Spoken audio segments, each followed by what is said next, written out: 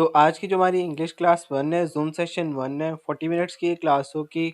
हम लोग इसके ऑब्जेक्टिव्स को देख लेते हैं। जो हमारे आज के ऑब्जेक्टिव्स होंगे identify the differences between phrases and clauses, introduce ourselves to their types. हम लोग फ्रेजेस और क्लॉजेस के टाइप्स को डिस्कस करेंगे और introduce some new common mistakes जो हम लोग अक्सर सेंटेंस के करेक्शन के मिस्टेक्स करते हैं, वो हम लोग डिस्कस करेंगे। Evaluate yourself in the end by exercise. हम लोग एंड के अंदर एक एक्सरसाइज रखेंगे जिससे हम लोग अपने आप को एवेल्यूएट करेंगे कि हम लोग कहाँ पर स्टैंड करते हैं। नेक्स्ट आ जाते हैं हमारे पास difference between phrase and clause. तो फ्रेज एंड क्लॉज के अंदर बेसिकली जो हमारे पास डिफरेंसेस होते हैं या इनके जो हम लोगों ने आइडेंटिफिकेशन करनी है, जब हम लोग एक फ्रेज की डेफिनेशन पढ़ते हैं या एक क्लॉज की डेफिनेशन पढ़ते हैं तो क्या होती है। तो जो फ्रेज और क्लॉज है उसके अंदर सिर्फ एक चीज़ कॉमन होती है कि ये दोनों ग्रुप ऑफ वर्ड्स होते हैं। कभी भी एक वर्ड फ्रेज या एक वर्ड क्लॉज नहीं हो सकता। अब डिफरेंसेस इसके अंदर किस तरह शुरू होते हैं। Always treated as singular. Phrase is always treated as singular और क्लॉज जो है वो कभी भी सिंगुलर ट्रीट नहीं होगा। अगर तो मैं एग्जांपल लेता हूँ अ बिग बॉय, तो ये मेरे पास फ्रेज होगा। मैं यहाँ पर लिख देता हूँ ओके, ये मेरे पास एक फ्रेज है, राइट। और जो क्लॉज है अगर तो मैं लिखूं द बॉय इज रनिंग, आगे रनिंग, ठीक है। अब हम लोग इन्हीं डिफरेंसेस को इस एग्जांपल्स की मदद से आगे लेकर जाएंगे। अच्छा, ऑलवेज ट्रीटेड एज सिंगुलर मतलब अ बिग बॉय जो कि ये फ्रेज है ये हमेशा सिंगुलर ट्रीट होगा। Like a big boy was going या a big boy is helping me, right. तो ये सिंगुलर ट्रीट होगा। Clause is not always treated as singular. अगर तो सिंगुलर ट्रीट हो जाता है तो हमें ये कंफर्मेशन हो जानी चाहिए या तो ये क्लॉज है या ये फ्रेज है। लेकिन अगर तो ये प्लूरल ट्रीट हो रहा है तो हमें एक बात कंफर्म हो जानी चाहिए कि ये फ्रेज कभी भी नहीं हो सकता। ऑलराइट, हैज आइदर सब्जेक्ट और प्रेडिकेट। फ्रेज के पास या तो सब्जेक्ट होगा या प्रेडिकेट होगा। अब यहाँ पर हमारे पास क्या है, यहाँ पर ओनली सब्जेक्ट है अ बिग बॉय, ये एज अ सब्जेक्ट डील होगा, इसके अंदर प्रेडिकेट नहीं है तो इनकम्प्लीट है।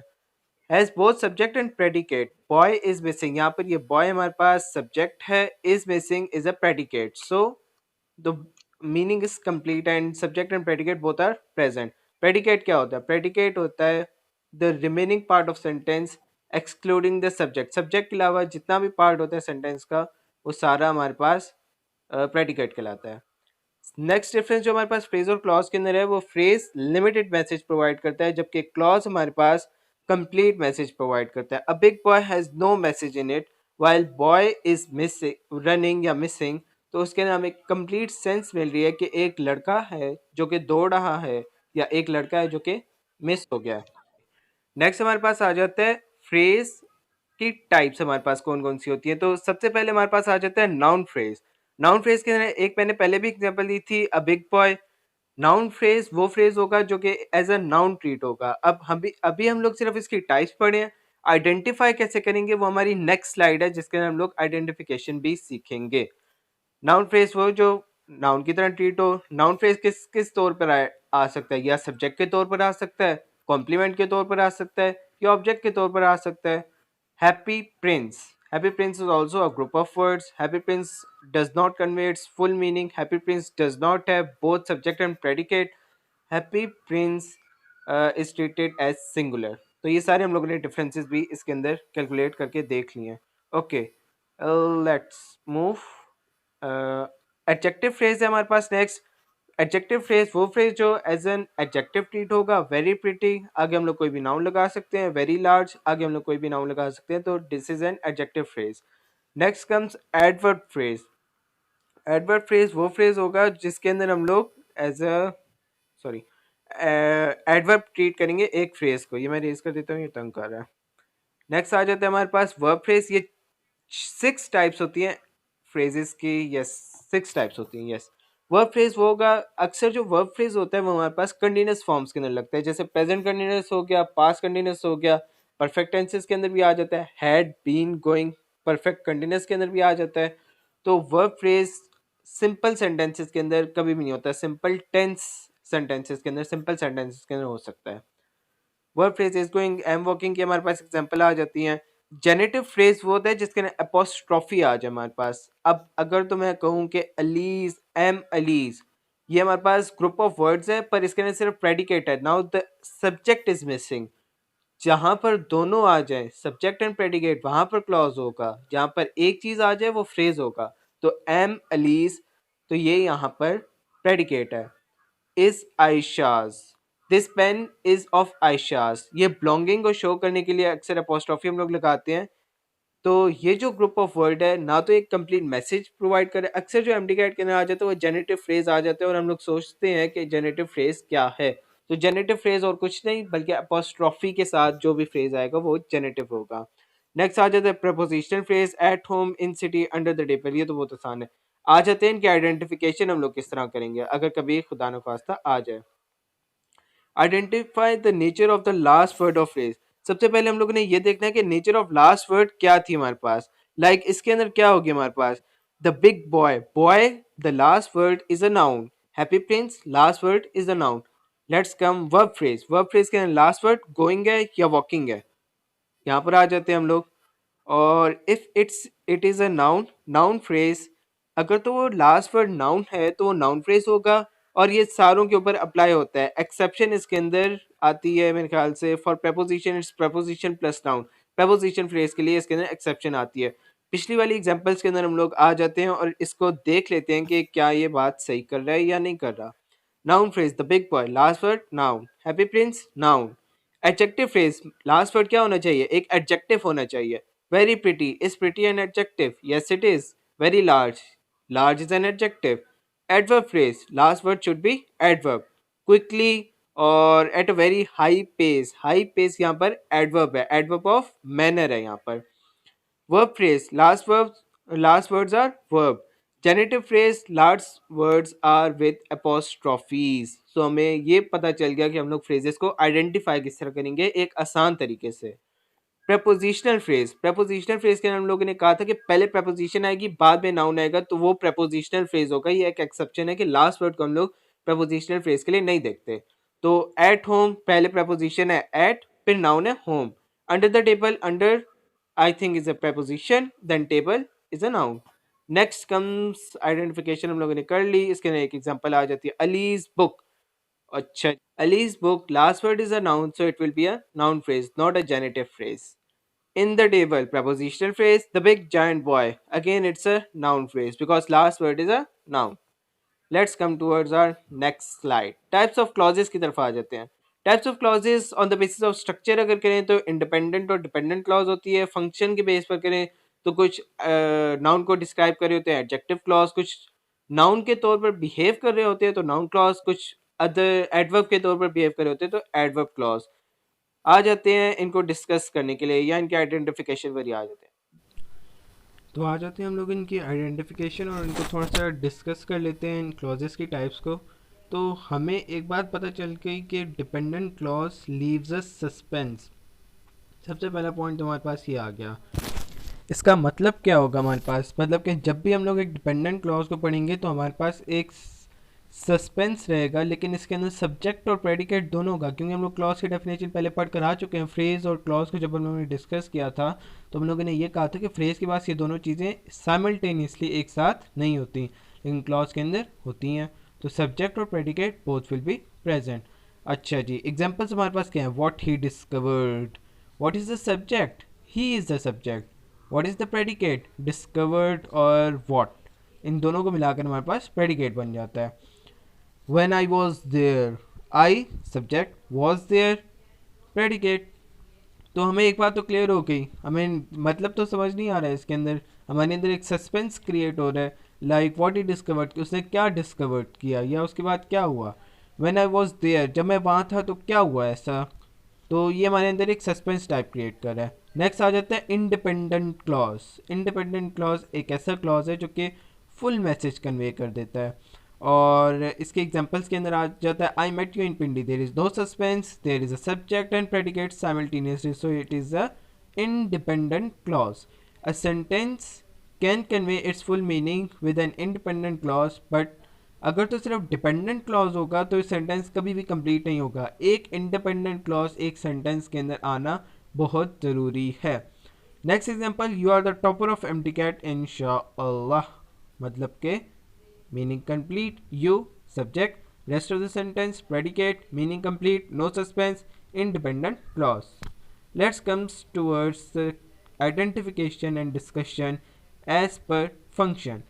सो फंक्शन की बेस पर हम लोगों ने सबसे पहले बात की नाउन क्लॉज की। नाउन क्लॉज क्या है?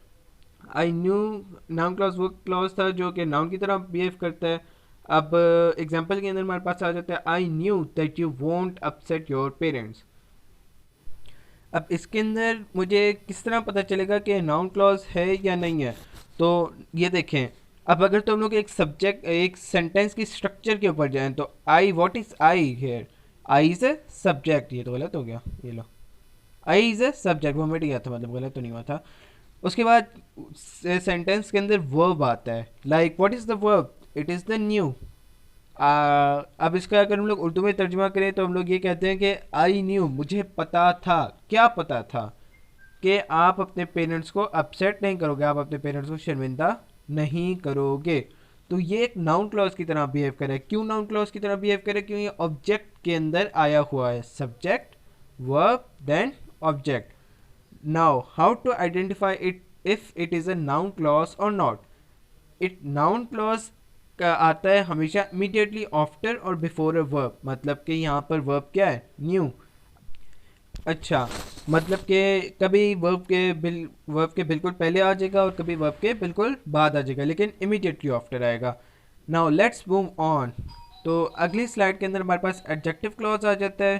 तो इसके अंदर हमें अगर तुम लोग देखें तो एडजेक्टिव क्लॉज कौन सा होता है? जो कि नाउन को डिस्क्राइब करे, सेंटेंस के स्ट्रक्चर के ऊपर जाते हैं। This is the success which you are looking for. अच्छा, अब अगर तो हम लोग इस स्ट्रक्चर के ऊपर जाएं तो ये हमारे पास होती है, ओके ब्रश हमारे पास आ गया, लोग इधर, ये दिस इज़ द सक्सेस, ये वो सक्सेस है which you are looking for, जिसका आप पीछा कर रहे हो।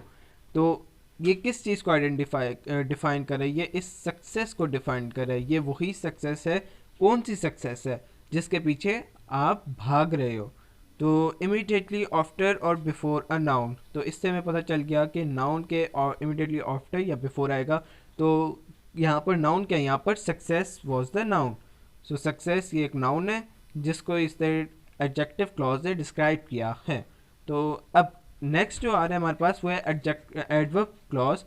एडवर्ब क्लॉज, ये सॉरी क्लॉज होगा, यहाँ पर मिस्टेक आ गई है, इसको हम लोग क्लॉज लिखेंगे। ओके, उसके बाद एडवर्ब क्लॉज का जो मेन काम होता है वो टाइम, मैनर, प्लेस को डिफाइन करना होता है। अब ये कोलैप्स करता है नाउन क्लॉज के साथ भी, एडजेक्टिव क्लॉज के साथ भी।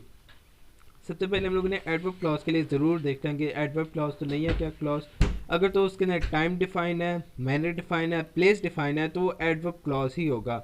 इसके अलावा अगर और निशानों के अंदर हम लोग जाएँ तो unless, as, before, while, whereas, until, yet, ये तमाम वर्ड्स अगर इनके बाद अगर कोई क्लॉज शुरू हो रहा है तो एडवर्ब क्लॉज ही होगा। 100% हमें कंफर्म हो जाना चाहिए। अच्छा जी, एग्जाम्पल के ऊपर, I walked a mile before the dinner, मैंने डिनर से पहले 1 मील वॉक की। क्या समझ आता है? टाइम समझ आता है। कब हमने वॉक की? Before the dinner, so adverb clause. अच्छा, और एग्जाम्पल ले लेते हैं, I was there while you were waiting for me. अच्छा जी, वैसे सेंटेंस तो अजीब सा बना है। ये आ गया वाइल के एग्जाम्पल के अंदर, I was there while you were waiting for me. तो यहाँ पर कौन सा एडवर्ब है?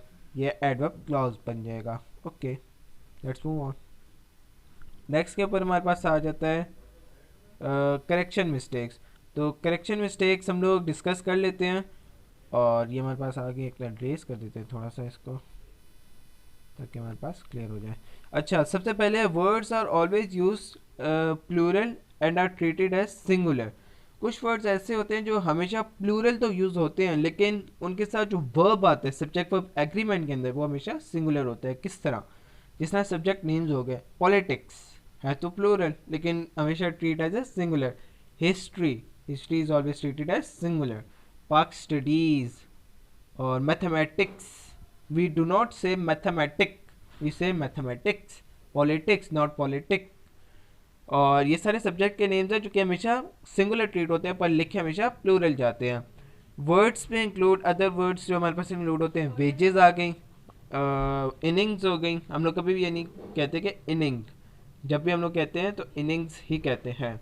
News we never say new, sports we never say sport. Next आ जाता है हमारे पास qualifying words for plural of some. कभी कभार हम लोग क्वालिफाइंग वर्ड्स लगा देते हैं प्लूरल के लिए। तो grains of sand, pieces of work, we never say works, we never say sands, alright. और सिजर्स यहाँ पर जब हम लोग उसकी बात कर लेते हैं तो सिजर्स कभी भी सिंगुलर यूज़ नहीं होता, वो हमेशा प्लूरल यूज़ होता है। ये क्वेश्चन आया है। तो जब भी हम लोग सिजर्स का वर्ड यूज़ करेंगे वो प्लूरल के लिए यूज़ करेंगे। A pair of scissors use करेंगे अगर हम लोगों को मल्टीपल सिजर्स डिनोट करनी है तो हम लोग कहेंगे टू पेयर्स ऑफ सिजर्स या थ्री पेयर्स ऑफ सिजर्स। वो जितनी सिजर्स होंगी उनके हिसाब से हम लोग कर देंगे। नेक्स्ट आ जाता है हमारे पास सम हैव नो प्लूरल। कुछ वर्ड्स का प्लूरल बिल्कुल भी नहीं होता, जैसे फर्नीचर, सीनरी और हेयर। अक्सर लोग यहाँ पर गलती करते हैं। ये जो हेयर है हमारे पास, लाइक दिस वन, ये जो हेयर है ना, ये भी हमेशा सिंगुलर यूज़ होता है। Like I can not say my hairs are black, that is wrong, my hair is black. और scenery, I love the sceneries of Kashmir, that is wrong, I love the scenery of Kashmir, I love the scenery of Islamabad, that is correct. Furniture भी हमेशा singular treat होगा। Let's come to next slide. Some are always plural, कुछ words हमेशा ही plural होते हैं। Trousers, spectacles, brows, eyebrows. अब मैं ये कभी भी नहीं कहूँगा माई ट्राउजर्स इज टॉर्न, मेरी ट्राउजर्स फट गई है। मैं हमेशा कहूँगा माई ट्राउजर्स आर टॉर्न, मेरी ट्राउजर फट गई है। स्पेक्टिकल्स, स्पेक्टिकल्स हम लोग कहते हैं आई ग्लासेस को, ये भी हमेशा प्लूरल यूज होगा। My glasses are broken down, my glasses is broken down. Are will be correct, is will be wrong. Eyebrows, my eyebrows are black not white, my eyebrows are black. अगर मैं इसको लिखूंगा my eyebrows is black तो ये wrong हो जाएगा। उसके बाद कुछ वर्ड्स ऐसे होते हैं जो अपोस्ट्रॉफी लेते ही नहीं है, like ours, yours, hairs, sorry ours, yours, hers, its, theirs. तो हेयर्स नहीं हर्स है, आर्स, योर्स, हेयर्स उत्तरी। तो they do not take an apostrophe. अक्सर हम लोग कहाँ पर गलती करते हैं, हम लोग इट्स के साथ अपोस्ट्रॉफी लगाते हैं। इट्स, इट इज़ बन जाएगा अगर तुम लोग अपोस्ट्रॉफी यूज़ करेंगे। अच्छा, एक्सरसाइज टाइम, एमसीक्यूज आपके पास शेयर हो जाएंगे इंस्टाग्राम और व्हाट्सएप के ग्रुप्स के अंदर। जो जो एडिट हैं वो लोग वहाँ से ले सकते हैं, मैं पीडीएफ शेयर कर दूंगा। ओके, इसके साथ हमारा कंक्लूजन हो जाता है। आप सब लोगों को best of luck MDCAT के लिए। आपको होप्स हो कि आपको लेक्चर पसंद आया होगा और अल्लाह हाफिज़ नेक्स्ट लेक्चर तक के लिए।